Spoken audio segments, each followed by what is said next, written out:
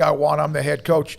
Hey, one note, Memphis, UT San Antonio, University of Louisiana, North Dakota State, Utah State, Kent State, Denver, Old Dominion, and Baylor have received notification that they are R1 status.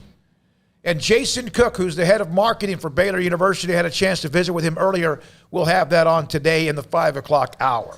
Yeah, that's a big deal. Academically, that's like winning a championship is the way I saw somebody put it on Twitter. I know I see a lot of Baylor professors that are celebrating the news, a lot of Baylor graduates and students that are celebrating the news. I mean, it's not something that's going to be on the front page of ESPN or Lead Sports Center by any means like a basketball title will, but university-wise, it's a major deal. It's funny, too. I saw these two Big 12 fans. I think one of them's a K-State fan. He very clearly just hates Baylor. Like, it's very obvious. You don't have to read very far.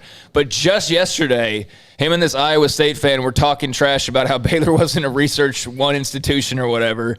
And I'm not petty, so I'm not just going to randomly add a stranger. But, man, I am tempted to. Just be like, so, now what? Because just yesterday, you were talking trash about how they weren't this certain status, and then now they've achieved it, less than a day later. But for the overall bigger picture, that's something that Linda Livingstone, ever since she came in as president, was one of the top goals. Mm-hmm. And really, it's happened a lot faster than anybody expected. Like, I think they were expecting it to still take another year, 2, 3 years. I know that on the outline or whatever, it was something about 2024 in there, and here we are. It's not even 2022 just yet, and they've accomplished it. So, yeah, that's a big deal. That's a big deal for the school. It's a big deal for research. It's a big deal for the professors.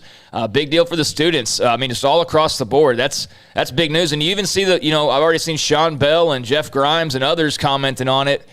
So for the JT Woods type of guys who, academics kind of drives the way and football's a part of it as well, then that's got to be even more enticing, when you're sitting there talking about what your school can do for you. So, yeah, that's a big deal. Here's from Tony Altomar. Totally agree, Craig. It's not only lessens the hard part of not hitting 100% of recruit success, but it devastates the planning and confidence of your success. I think it was from yesterday. Oh, that's right. I'm sorry. I'm thrilled to hear. Hats off to the president. This is huge. It's Tony, who's a huge part of the Pac-12 and as far as follows USC and all the R1. And I saw that. I saw the R1 and all that status or whatever. And I got to tell you, that's well above my head, but I'm not stupid. I understand that it's important if you can get it, and you have it. And now 9 schools, including, how about Memphis? Yeah. Who might be on the horizon, of course, for the Big 12 down the road. Yeah, I had a little interaction with the Memphis fan just a little while ago. And, I hope they get into the Big 12 sooner rather than later.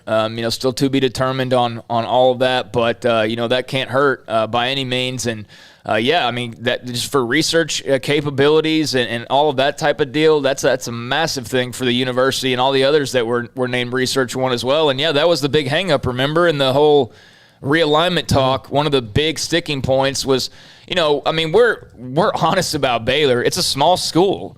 I don't think it's Christian it being a Christian institution and not backing down from that really lends them any favors. I think, if anything, it hurts them some of the time, but they don't back down from it, and I like that they don't back down from it. But, yeah, that's massive for the professors and the students over there, and that was the big sticking point when talking about, well, who could go to the Pac-12 or who could go to the Big Ten?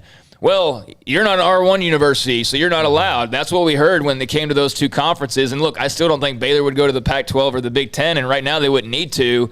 But if that was the sticking point, it's no longer a sticking point. So from that standpoint, it's a pretty big deal.